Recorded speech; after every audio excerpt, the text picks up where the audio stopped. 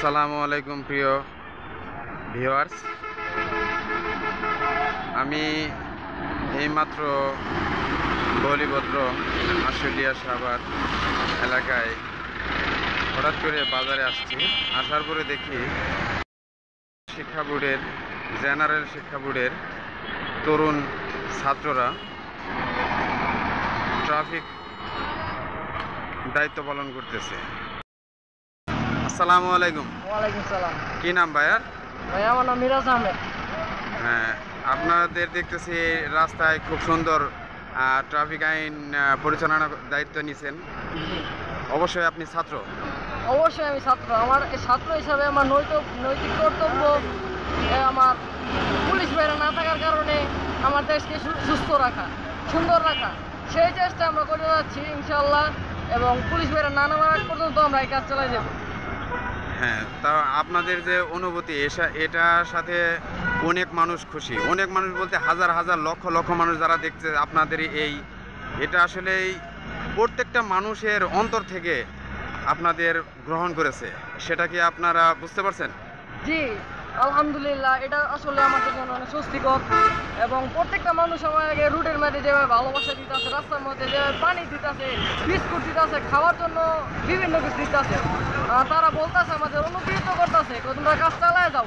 Police না থাকে মাঠে 1 বছরও তোমরা এইভাবে সুন্দর করে তোমাদের ট্রাফিক আইন তোমরা চালাইতে পারবা, দেশ তোমরা চালাই যেতে পারবা। কারণ দেখেন আমরা ছাত্ররাই কিন্তু এখানে সব কিছু করতেছি। ইনশাল্লাহ দেশের মানুষ খুব ভালোবাসতেছে এবং এটা নিয়ে আমার মা বাবা খুশি এবং আমরাও খুব খুশি দেশের ভালো করতে পারি। জি নাহিদ, কে বলছেন? আসিফ মাহমুদ। আসিফ মাহমুদ। অবশ্যই তারা সমন্বয়ের মধ্যে অনেক গুরুত্বপূর্ণ। 17 জন উপদেষ্টার মধ্যে 2 জন তরুণ উপদেষ্টা, তন্মধ্যে একদম তরুণ হইল আসিফ মাহমুদ। তাহলে ওনাদের কাছ থেকে আসলে আপনারা কি আশা করতেছেন? আসলে যেহেতু তাদেরকে দেশবাসী চাইছে, এই জন্যই তারা গেছে। তারা ছাত্র সমাজ অবশ্যই তারা ভালো কিছু আমাদের জন্য চিন্তা করবে। ওনাদের কাছে আপনারা কি প্রত্যাশা করেন? ওনাদের কাছে আমরা ভালো কিছু প্রত্যাশা করি, যাতে আমার ছাত্র সমাজ সুন্দর থাকে এবং আমার দেশ আবার সুশৃঙ্খল আর কি পরিণত হয়। আমার নাম রাহিকুল ইসলাম। জোরে। আমার নাম রাহিকুল ইসলাম। আমি দারুল ইসলামে পড়ি, 10ম শ্রেণীতে পড়ি।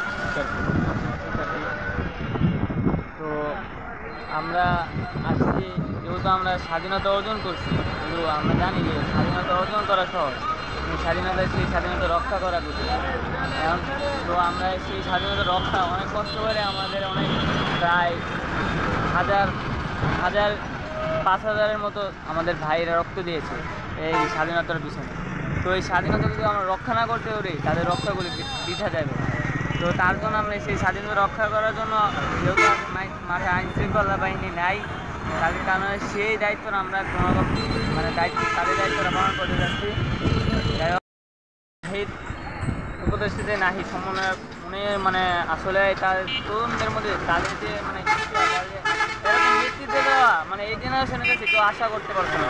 আমাদের যে আগের জেনারেশন তারা কিন্তু আমাদের কাছে বর্তমান জেনারেশন সবাই ভাবতো কি যে টিকটক, ফেসবুক সবাই এগুলি নিয়ে থাকে, কিন্তু আমাদের কাছে কিন্তু এই জেনারেশন নিয়ে এরকম একটা নেতৃত্ব দেওয়া কেউ আশা করছে না। আমাদের সমন্বয়ক নাহিদ যেভাবে নেতৃত্ব দিল, আসলে একটা